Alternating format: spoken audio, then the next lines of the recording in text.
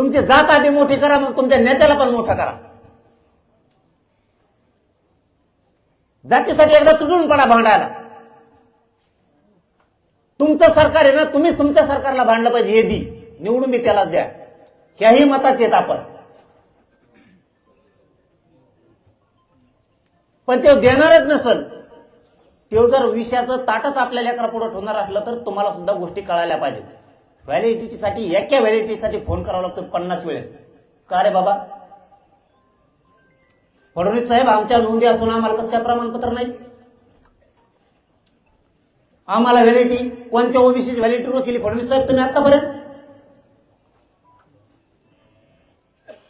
वंशावळच जुळा ना, महसुली पुरावाच नाही, कुठं वावरच नाही. आता मला सांगा, एखाद्याची नोंद निघाली त्याच्या जन्म मृत्यूच्या याच्यावर, किंवा शांत उभा राहा, समाज लय महत्वाचा आहे. तुम्ही मी मला काही किंमत नाही, तुम्हाला नाही, मला नाही. एखाद्याची नोंद निघाली जन्म मृत्यूच्या याच्यावर, काही काही बैल ऐकायला गेले, बैलाच्या दाखल्यावर कोणाची कशावर कुंडी आहे, ज्याची नोंद सापडली ना त्याला म्हणते महसुली पुरावा द्या, त्याला वावरच नाही, त्याची काय चूक आहे? काय राव फडणवीस साहेब, मराठ्यांनाच का फक्त नियम? आणि ज्या जातीत आरक्षणात बसत नाहीत त्यांना पोट जाती आणि उपजाती म्हणून तुम्ही आरक्षणात घातल्या. किती हो तुझ्या भाव, किती टार्गेट करून मारणार रे मराठ्यांचे समाजाचे पोरं? जो समुदाय कधीच आरक्षणात बसू शकत नाही त्यांना तुम्ही पोट जाती उपजाती म्हणून आरक्षणात घातलं.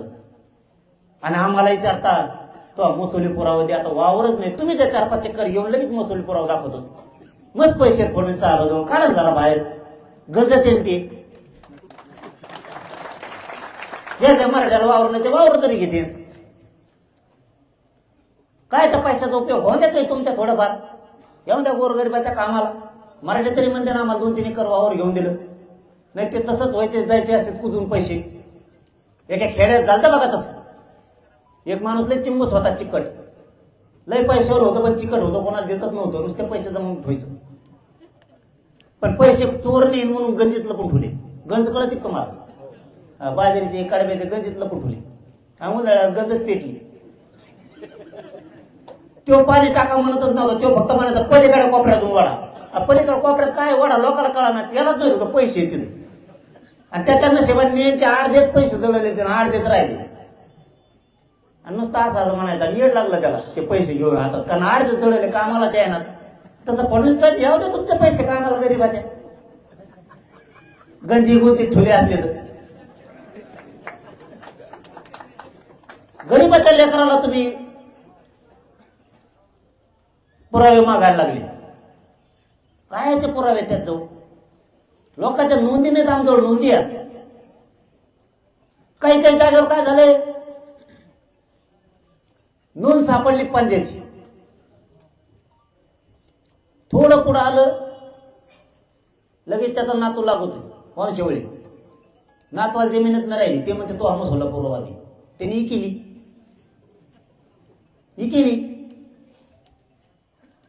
म्हणजे यांच्या थोडक्यात ही केवाय सारखं आहे. केवाय करा म्हणतात ना शेतकऱ्याचे, आता हा केवायसी करा म्हणतात, तशी सिस्टम आहे ही आरक्षणात बी आपल्या. ही केवायसी आमच्याकडे पोरग आलंय करे नाही का? उदाहरण म्हणून सांगतो, आरक्षणाला चिटकून उदाहरण आहे. 10-5 जण जमले शहाणे, पारावर बसतात बघायचं. चांगलं सुखात चाललं होतं, 2-3 एकर वावर घेतलं होतं, ऊस पीस लावला, 4-2 नमुने भेटले, ते म्हणले मुकादम होईल, लय मजा आहे त्याच्यात.